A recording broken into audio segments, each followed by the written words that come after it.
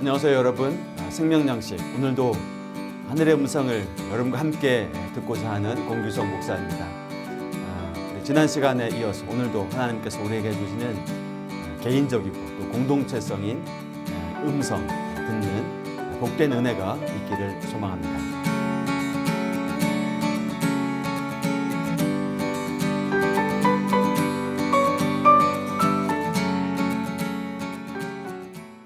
다윗이 난공불락의 성이었던 예루살렘을 우여곡절 끝에 되찾게 되었죠. 이후에 우리의 본문 역대기는 제일 먼저 예루살렘의 법궤를 옮기는 그 사건을 알려주고 있습니다.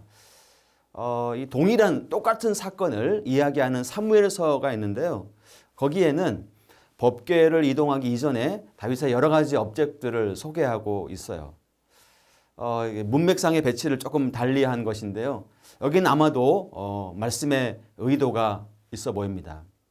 시간적으로 기술하지 않고 뭔가를 강조하기 위해서 어떤 사건을 맨 앞에 이렇게 배치해 놓았다는 것이죠. 게다가 사무엘서에 비해서 훨씬 더 자세한 내용을 우리에게 알려주고 있습니다. 여러분, 법궤는 하나님의 임재를 상징하죠. 다윗의 이 왕권에 대한 정통성, 하나님의 존엄을 명확하게 보여줄 수 있는 그런 권위이지 않습니까? 이 법궤는 하나님과의 관계를 상징하는 그분의 임재를 표시하는 도구입니다. 사울의 시대나 다윗의 시대나 이렇게 교차가 되는 이 중대한 이 시점에 다윗은 무엇보다도 하나님과의 관계에 주목하고 있다는 점을 우리에게 하나님 말씀이 설명해 주고 계신 것입니다. 다윗은 법궤를 소홀히 했던 지난 시간의 잘못을 언급하며 회개합니다.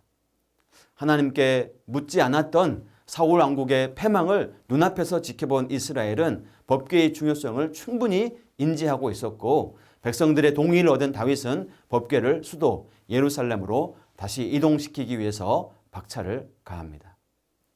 여기서 우리는 사무엘서에는 나타나지 않은 몇 가지 장면을 볼 수가 있는데요.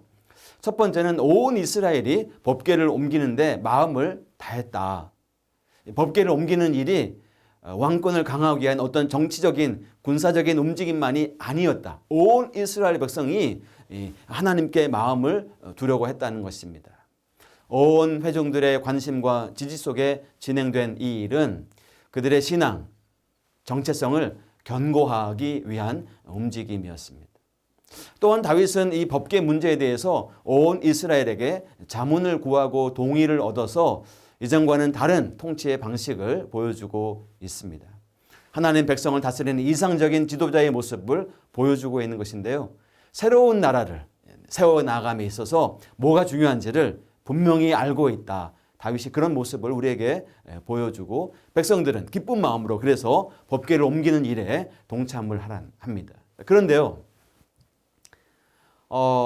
법궤가 옮겨지는, 그래서 다 함께 춤추고 기뻐하는 축제와 같은 분위기, 우리가 생각하지 못한 전개로 이야기가 흘러갑니다. 수레를 이끄는 소들이 날뛰자 이를 잡고 있던 우사가 법궤에 손을 대고 그 자리에서 죽음을 당하게 된 것입니다. 법궤를 옮기는 작업이 1차적으로 실패하게 되는 거예요. 여러분은 사건의 원인을 살피기 위해서는 돌아보니까 몇 가지 실수가 좀 눈에 띕니다. 하나님의 임재, 하나님의 함께 하심을 상징하는 법궤에는 하나님이 정하신 규정들이 있습니다. 명령들이 있어요. 합당한 자격이 있는 자들이 맡아야 하고 고핫 자손이 이걸 메워서 운반해야 한다는 것이었습니다. 또 성물을 만지는 자는 죽게 된다는 그런 말씀도 있었잖아요.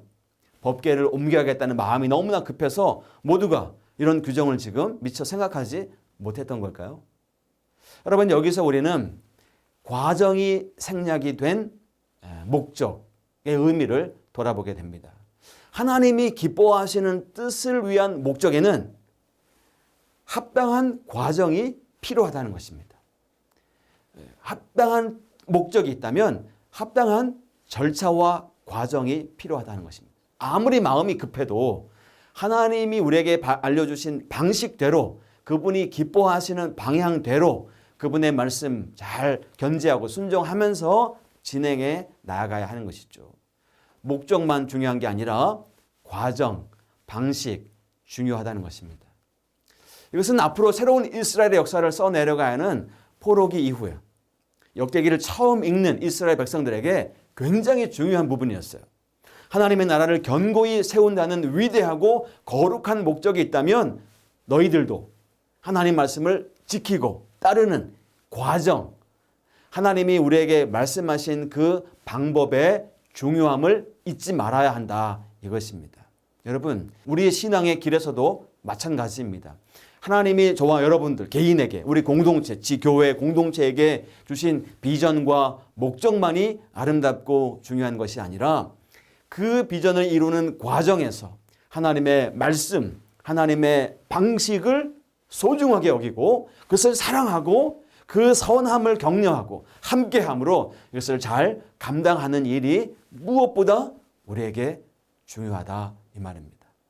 우리가 각자의 지교회에서 섬기는 여러 가지 섬김과 봉사의 영역에서 선한 목적과 함께 선한 방식, 하나님이 기뻐하시는 방식대로 순종의 길을 걸어가는 저와 여러분들이 되기를 바랍니다. 우리 함께 기도하겠습니다.